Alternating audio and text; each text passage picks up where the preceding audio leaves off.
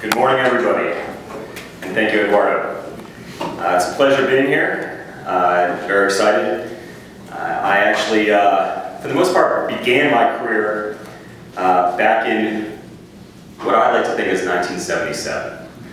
All right, the reality is that I could have put a timeline up here in regards to the technology advancements over time, whether we started with the advent of fire and moved into the creation of the wheel, or we started with television and moved into obviously the DVRs and where we are today. Really, I look at it as an 8-year-old child in 1977 when the Radio Shack TRS-80, the Commodore, the Apple II really hit the market all around that time.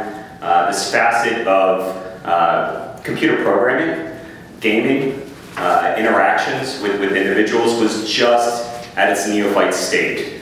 The reality is, I was still using a typewriter at this point in time, and my kids who are 8 and 5 really have no clue what a typewriter is. All right? They're more sophisticated in and around the computers than I ever was at that particular age. But jump ahead 20 years to 1997, and I was introduced by a man by the name of Jeff Dacus, who created Razorfish, which really was the first digital advertiser, digital marketing agency that was focused on a promise or a premise that, if it can be digital, it will be digital. And I've been telling Eduardo and Philip that, yes, the black, round, rubber tires that they're creating are going to be digital very soon. All right? The reality is that I was working for Royal Caribbean Cruise Lines at the time. I started with them, had 4 ships in our fleet. They now have 42 ships in their fleet. And the Vice President of Marketing, who's now the chairman, Adam Goldstein, basically said, Dan, we have ordered 6 ships. We're going to more than double our fleet size. What the heck do we do? I actually had the opportunity and privilege to move from the ad agency, Baldwin Martin Advertising at the time, into international marketing. That's where I held my first post as international marketing manager for Royal Caribbean. And the first project that I worked on was to hire IBM and Razorfish to build our initial digital infrastructure. And the reality is, if you go to RoyalCaribbean.com today, the same global infrastructure is in place that we conceived of, nearly 20 some odd years ago. Pretty exciting as they really even formally changed their name to Royal Caribbean International, no longer Royal Caribbean Cruise Line. So pretty exciting. From there, I made the decision, whether right or wrong, in 2000 to get on board with this .com craze. And I actually joined Jeff and his crew at Razorfish.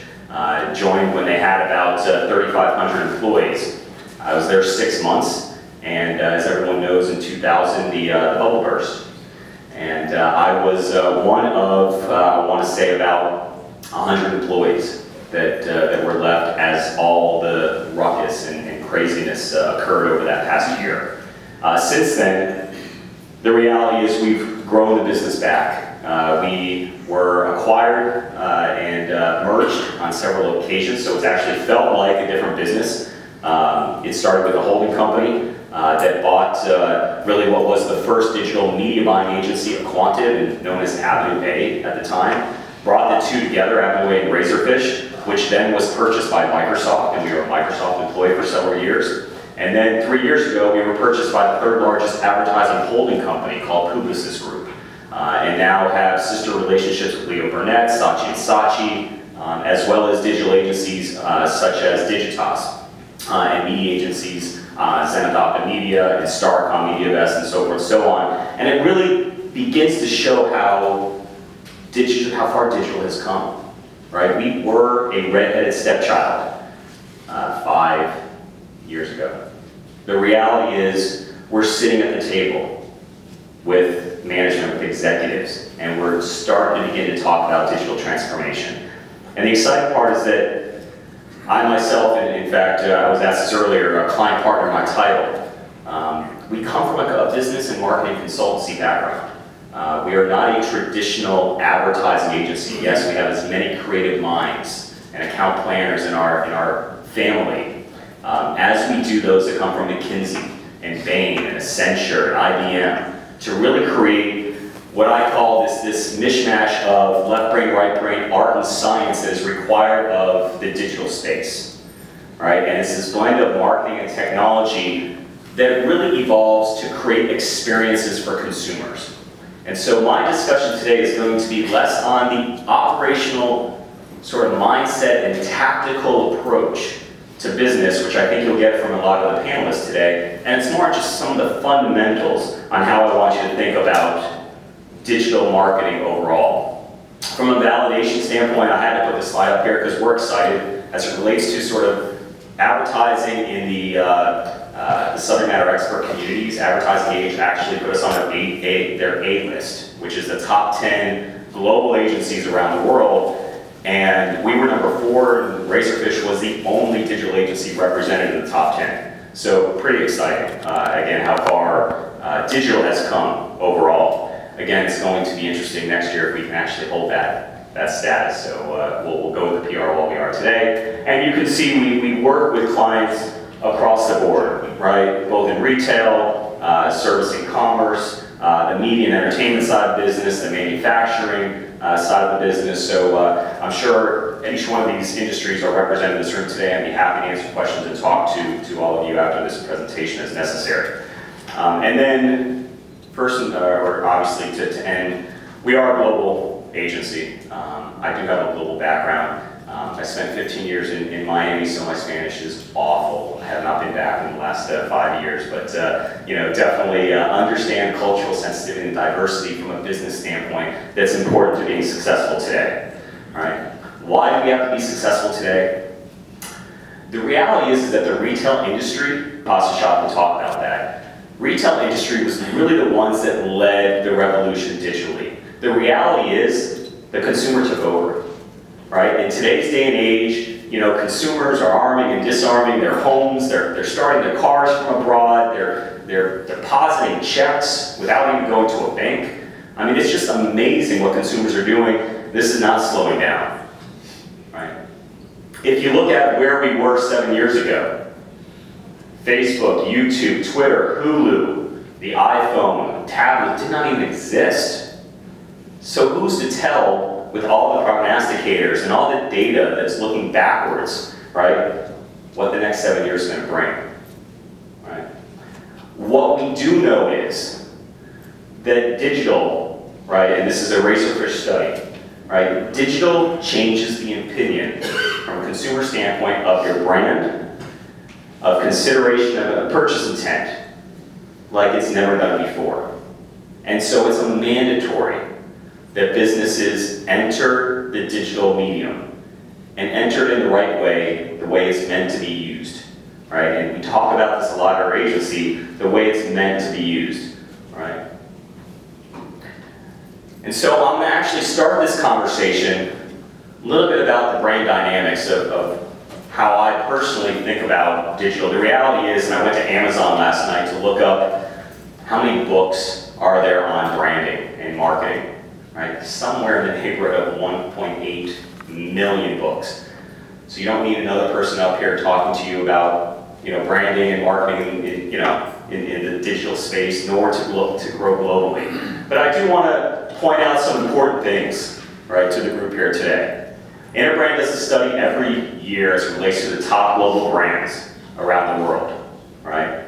Well, because we're digital geeks, Razorfish does the exact same survey, except we ask the question a little bit differently, right? What are the top digital brands around the world?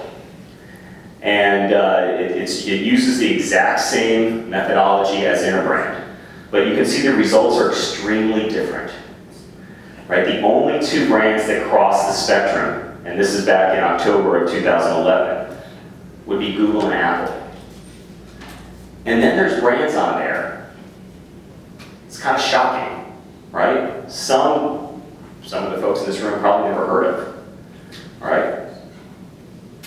Most or some on there are only a year or 2 old, right? Pinterest, a scrapbooking craze that is taking consumer and retail and now every industry by storm.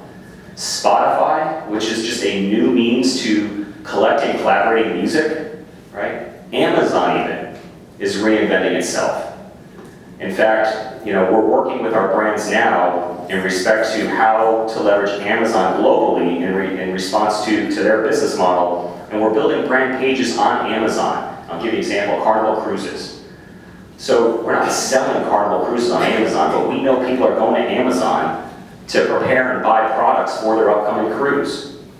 All right, so why not create brand pages in and around, the pre and the post-cruise experience there within Amazon? A new business model to reach consumers, something that hasn't been thought of before, right?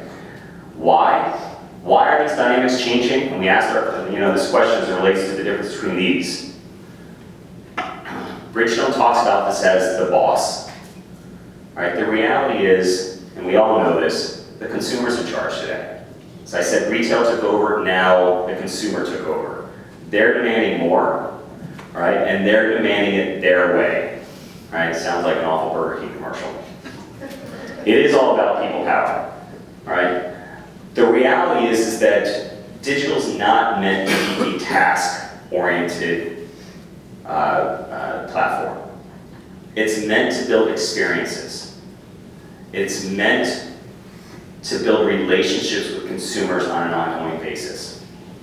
Right? And we do believe that great experiences market themselves. Right? Just as in this room, and the handshaking, and the conversations that happened pre to this panel discussion, it's happening every day online, and it's what's building brands. So we dug deeper in that survey of why the top 10 digital brands were dramatically different than the top 10 interbrand global brands around the world. And I pose this question no matter if you have a small company or a large company as it relates to your brand today. The fundamentals don't change. You need a brand mission. Right? That starts with a vision. It upholds a promise. You ultimately establish a position, right? And key message and intent in the marketplace. But you have to be prepared to deliver that like never before. You have to be authentic, right? Consumers will read right through you, no matter what market you're entering. We'll get there in a second on the hows to approach this, right? You have to be adaptive. Right? The reality is that no one can survive. Right? No brand can maintain that level of continuity. No artist, right? Unless they transform and unless they adapt to that particular marketplace and culture.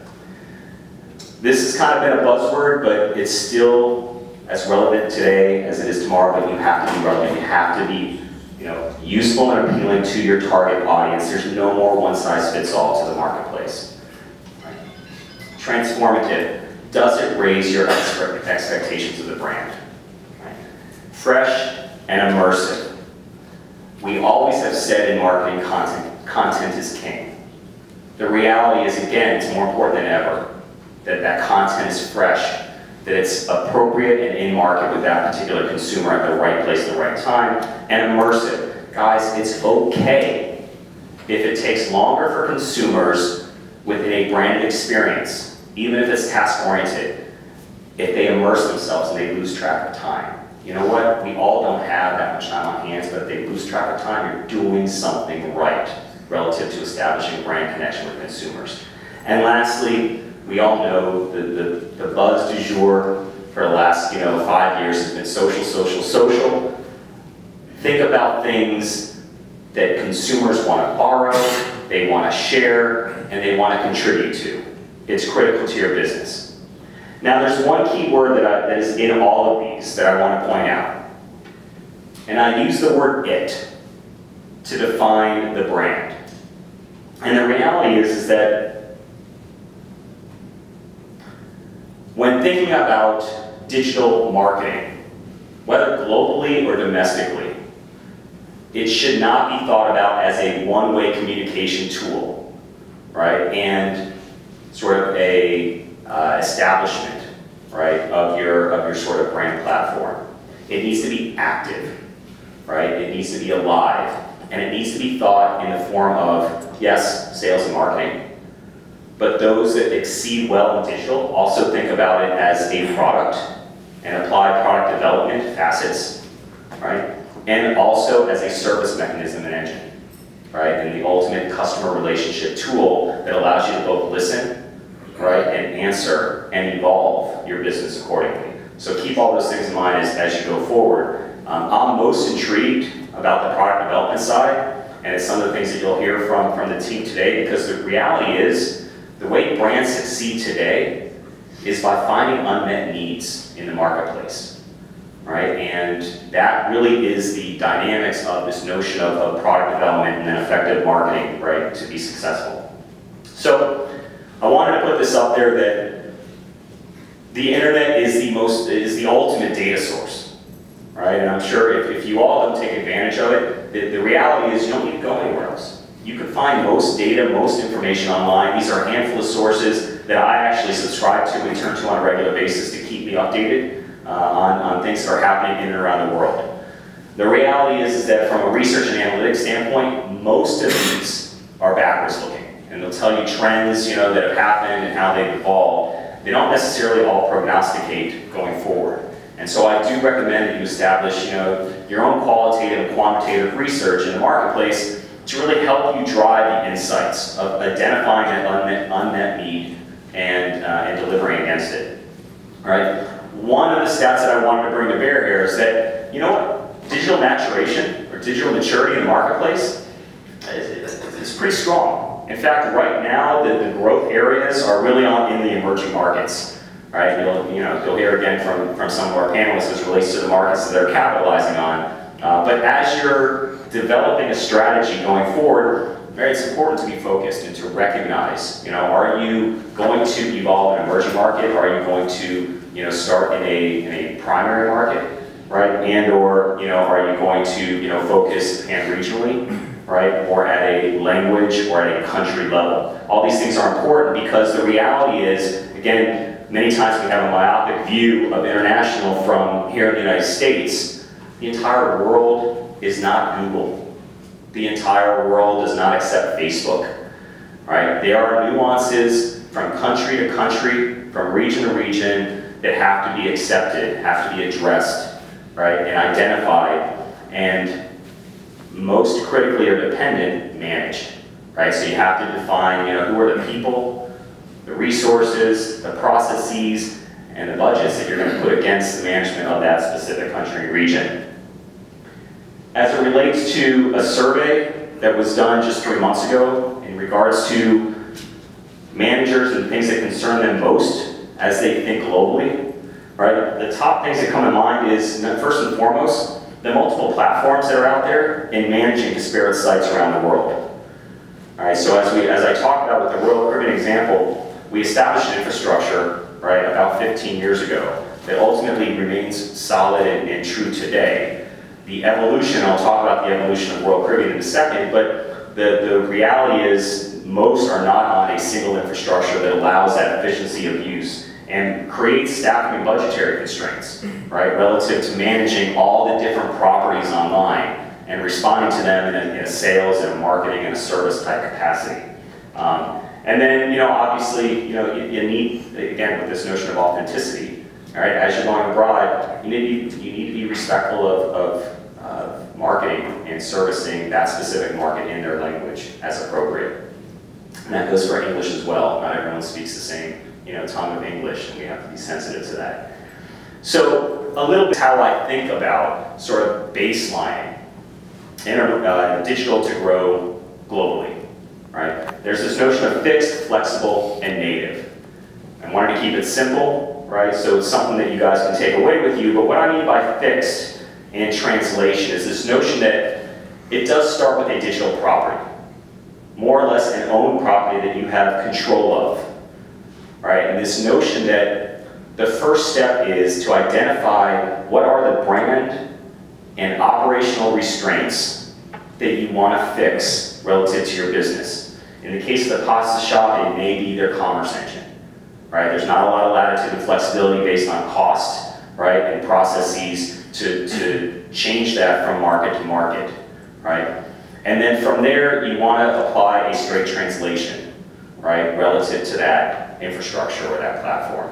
It also applies to marketing campaigns, to identify those marketing campaigns that ultimately have the same cultural inferences and apply the direct translation to that specific campaign, which is more cost sensitive, right, or less risk adverse as you guys start to venture into different global regions around the world. The second is those elements that are a little bit more flexible and what I like to call transcreation. Right? So now basically instead of a straight translation, right, you're actually holding true to the brand and to the actual campaign itself, but you're changing the tonality and a bit of the language of it to make it more relevant to that marketplace. Right? Again, when it comes to the dynamics of your site, you can identify the content areas that are no longer fixed, that you want to have a little bit more flexibility as you go market to market. These might be the arrow banners of a page, they might be individual email templates and campaigns that you want to kick out. Right? So things to think about, you know, in your evolution, moving from sort of a fixed and translation-oriented business to now more of a flexible and transcreation orientation to that global approach. And then lastly, native. And native is typically done either for highly strategic countries that you want to embark on, right? And or those countries that have very strong roots culturally that are going to demand, you know, a little bit more attention, right? An orientation in and around your product and service offering, right? So, you know, this is ultimately creating an entirely different brand platform and marketing campaign for that specific country. That again, takes a lot of money, takes a lot of infrastructure, takes a lot of service effort in tongue and in language, right, as necessary to operationalize. But you know, typically, you know, rooted in those more strategic countries that you really believe are a tremendous amount of growth opportunities there within. So today, I do believe that, you know, with the panelists, that there are attributes, right, of digital brands that they exhibit. And I believe that they also exhibit their approaches to how they're servicing and supporting a growth opportunity as it relates to fixed, flexible, and native orientation into growing their business. So I look forward to participating and welcoming Philip Dobbs to talk about Bridgestone.